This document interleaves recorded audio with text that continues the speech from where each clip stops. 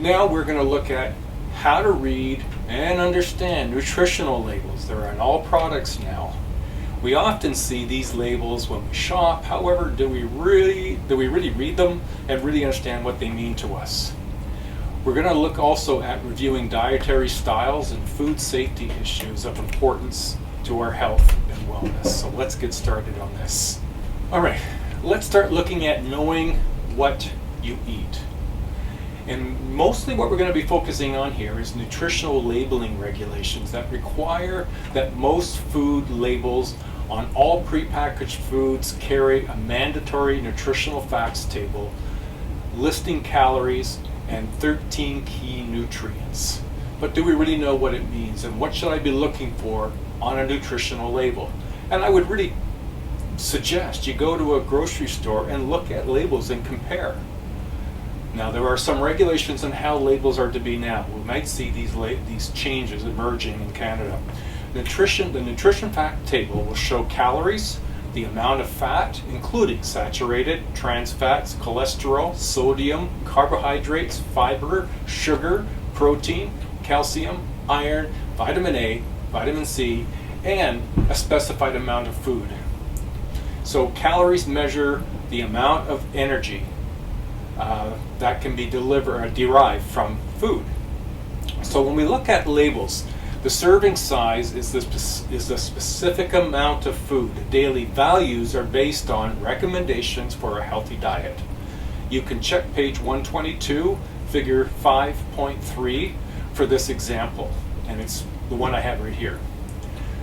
It's important to check serving size, specifically when comparing products, as there's not a standard for serving size. You know, the thing I find really remarkable is you go out and buy a bag of chips and you look at the serving size and it says, 17 chips that's what this is all based on. But who eats 17 chips? Why isn't the portion size based on the whole bag of chips that most people will eat, or half a bag of chips? If you saw those numbers, you might think differently about having a whole bag of chips while you sit down and watch TV. And so it's really important when you look at that, you compare to see if are the numbers the same? Are we looking at the same comparators? And that's what's really important. Calories per gram list the number of calories per gram for fat, carbohydrate, and protein. Okay? So calories from fat. You get into a habit of calculating percentages of fat calories in food before buying or eating, and that's an important element. So total fat, it's easy to overload on fat. Saturated fat is the figure worth of a special attention, so you want to reduce that. Cholesterol, well, it's made by and contained in products of animal origin only. So if you're eating something that you think is more vegetarian based in the products including cholesterol, be aware that you're eating something that actually has animal product in it. Fiber. A high fiber food has 5 or more grams of fiber a serving. So if you're looking for your fiber in foods, look for high fiber foods. Calcium, high equals 200 milligrams or more, and good means at least 100 milligrams. Now sodium is the big one, for some people at least. Many foods contain sodium. Read the labels carefully to avoid excesses. For the age group 14 to 50, that's a big age group, mind you, the recommended sodium intake is about 2,000 milligrams. That's about a teaspoon worth of salt per day. And many of us are exceeding that by quite a bit. But what you may not be aware of is not just the food you're putting salt on your food with, it's the products that you're buying that have sodium built in for preserving or for taste. And you might be taking in an awful lot more than you think.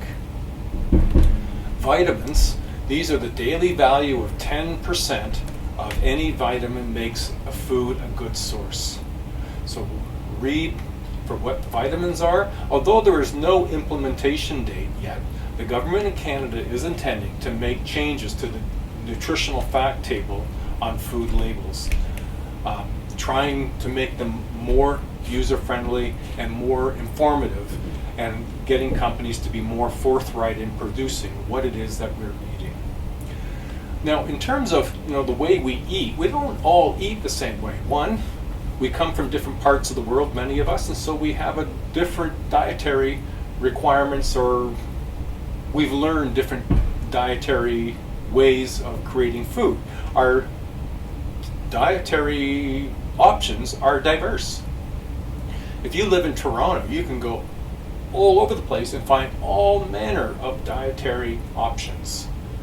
So each type or each ethnic group cooks its own food, or cook their own food, and have nutritional benefits and the potential drawbacks. All do. Yet all food guides recommend eating more carbohydrate-rich grains, vegetables, and fruits, and less high-protein meats and dairy. So, for example, we'll look at the Brazilian diet. 10 guidelines are based on 3 main themes. Eat fresh and minimally processed foods as the basis of each meal. Use oils, fats, and sugars and salts in moderation, and limit intake to ready-to-eat food and drink products. And that's a good general rule of thumb. Eat fresh, eat good. Avoid the things that we should be avoiding in produce food, and eat more of the kind of dietary requirements of meats, grains, and fruits and vegetables. Now, if we look at, by comparison, the Chinese diet, mainland Chinese diet is high in carbohydrates, low in fat, and low in animal protein. And it's considered one of the healthiest in the world. Chinese food prepared in Canada, however, has more meat and sauces, and probably, I haven't been to China, but I would imagine I've had some Chinese students stay with us for a semester, and our Chinese food is not what they're used to seeing in China. So you're basing a Chinese diet on what Canada sees as Chinese diet is not the same. First Nations and Inuit and Métis food guide. Well, Health Canada has modified Canada's food guide for these groups of Canadians, while showing examples of both traditional and store-bought foods that are commonly available in both rural and remote locations. Our dining room here at the GDR in Owen Sound, and I think in Barrie and Orillia, they will also have examples of First Nations, Inuit, and Métis food, often produced as an example of a diverse dietary fare. The French diet, now it has both good and bad reputation, if you will. Traditional French cuisine, which includes rich, high-fat sauces and dishes, has never been considered particularly healthful. Despite a diet high in saturated fats, the French do have one of the lowest rates of coronary artery disease in the world. Fat consumption has risen, but French portions tend to be 1/3 to half the size of Canadian and American portions. And that brings up another issue here. It's not always just what you eat, it's the size, the portion size of what you eat. Okay, so now let's look at the Indian diet. Many dishes highlight healthful ingredients such as vegetables and legumes. Many also use what's known as ghee, which is a form of butter. Coconut oil or coconut oil, both are rich in harmful saturated fats. The Japanese diet, well, the traditional Japanese diet is very low in fat. It's also high in salted, smoked, and pickled food. If you've had a Japanese diet, it probably tastes very good, and it does. However, in terms of the overall health of the diet, the high sodium levels puts it in somewhat of a risk for some people. The Mediterranean diet, this is a plant-based and rich in fruits, vegetables, and legumes, cereals, wine, and olive oil. Regions along the Mediterranean have a lower incidence of heart disease. Mexican diet, this cuisine is served in Mexico, features rice, corn, beans, which are low in fat and high in nutrients. The dishes that Canadians think of as Mexican are far less healthful because they include cheese and sour cream, which are very high in fat. It's worth noting that Canadian or North American view of diets of other countries isn't exactly the way it is. And so we tend to North Americanize the diets, which brings other elements to it. The Southeast Asian diet, the rich variety of bamboo shoots, bok choy, cabbage, mangoes, papaya, and cucumbers provide a sound nutritional base for this diet. However, coconut oil and milk used in many of the sauces are high in fat. The use of MSG and pickled foods means sodium content is also pretty high. And then we can look at the U.S. diet. In 2010, the U.S. My Pyramid was replaced with My Plate, a new food guide that has been designed to encourage Americans to eat in a healthy way. The new guidelines recommend the half plate should be filled with fruit and vegetables, and that half the grains should be whole grains, and that people should drink fat-free and low-fat milk. The plate image discourages oversized portions. Now, we've had more variations in diet, and the one that's gained a little traction even in our area here in Owen Sound is called the 100-mile diet. Elisa Smith and J.B. McKinnon wrote the 100-mile diet about eating food grown within a 100-mile radius of their Vancouver apartment for 1 year. Around the world, people are beginning to understand that supporting local food producers helps the local economy, reduces greenhouse gases, and helps people eat more seasonally and connected to their communities. Now, there's another program that has emerged. It's called the Meal Exchange, and the Meal Exchange started in 1993 by Rahul Raj. And he's in an organization that works to eliminate the root cause of hunger and poverty by engaging students in volunteer work. The students involved in the Meal Exchange help by donating food, educating others about causes of hunger, creating volunteer opportunities that address hunger-related issues, and identify and implementing student solutions. So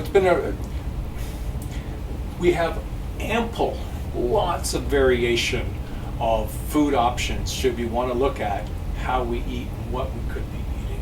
So how should we know about vegetarian diets? What should we know about them? Some people are already vegetarian or are thinking about it. 12% of younger Canadians follow a vegetarian or mostly vegetarian diet.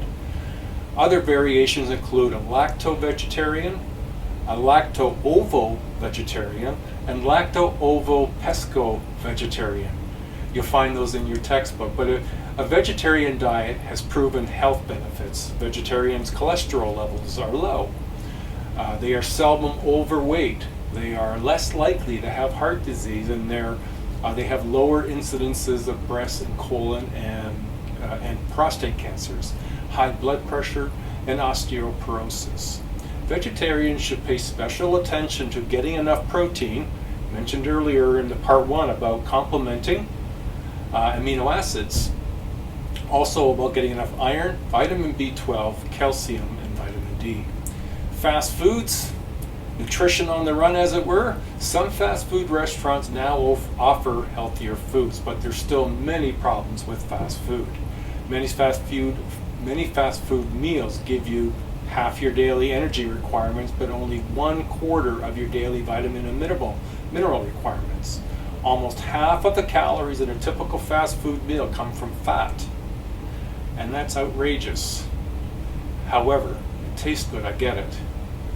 Recommended sodium intake is 2,000 milligrams a day. A typical fast food meal gives you about 1,500 milligrams of sodium. So you've got almost your entire sodium content for the day out of one takeout from fast food. Campus cuisine. Healthy food choices can sometimes be a challenge in college and university, where cafeteria and food outlets can be suspect at times. The two top influences on food choices are price and convenience. Food options have been shifting in recent years to a more healthy options, in addition to adding nutrition education to better allow students to make informed choices. I don't think it matters how many ways we look at French fries with cheese and gravy, it's not necessarily going to get healthier. Ethnic choices and vegetarian and vegan options are also being made available for students in these environments, so that's a good start. So now we're going to touch base now on food safety, things like pesticides, irradiation, and genetic engineering. The majority of pesticides we consume are natural and not added by farmers or food processors. Commercial pesticides have billions of dollars. Commercial pesticides save billions of dollars, but they may also endanger human health and life. Many new terms are being introduced into the consumers regarding food safety, such as organic, irradiation, GMOs, which is genetically modified organisms, GEs, genetically engineered organisms. Concerns from consumers and environmental groups around the world about the potential hazards of GMOs has resulted in mandatory labeling of such foods in a number of countries. As of yet, Canada does not require labeling of GMO foods, so consumers do not know if the foods they are purchasing and eating have been modified. Additives, the risks versus the benefits. Additives provide numerous benefits. However, some additives may pose a risk to eaters. Additives like nitrates that are found in bacon and sausages and luncheon meats may enhance the look or the life of the food, but there are other reactions that create health risks for us. So what causes food poisoning? Well, salmonella is a bacterium that contaminates many foods. Eating that contaminated food, which results in salmonella poisoning, which causes diarrhea and vomiting. If you've ever had salmonella, you probably not highly recommend it. Campylobacter jejuni may cause even more stomach infections than salmonella. It's found in milk, water, and in some foods, and it causes severe diarrhea and has been implicated in growth of stomach ulcers. Fresh, maintained, and stored in a proper way is what's most important for our food. Bacteria can also cause illness by producing toxins in the food. Staphylococcus aureus is one of the most common culprits. Botulism is caused by the Clostridium. Botulism and improper home canning procedures that are most common causes. Not sealing processed food that we produce and can ourselves very well, allowing air to be affecting it. Food allergies, we have all sorts of them, whether it's cow's milk, eggs, seafood, wheat, soybean, nuts, seeds, chocolate, all have been identified as common triggers for food allergies. Symptoms may include sneezing, vomiting, diarrhea, headaches, dizziness, hives, rapid heartbeat. Symptoms may not develop for 72 hours, making it difficult to pinpoint which food is responsible. We really need to watch out what we eat. Being conscious and thoughtful about what we eat enables us to best be healthy, stay healthy, and be successful. I hope this has been helpful. Good luck. Here we go, keeping it up. Bye now.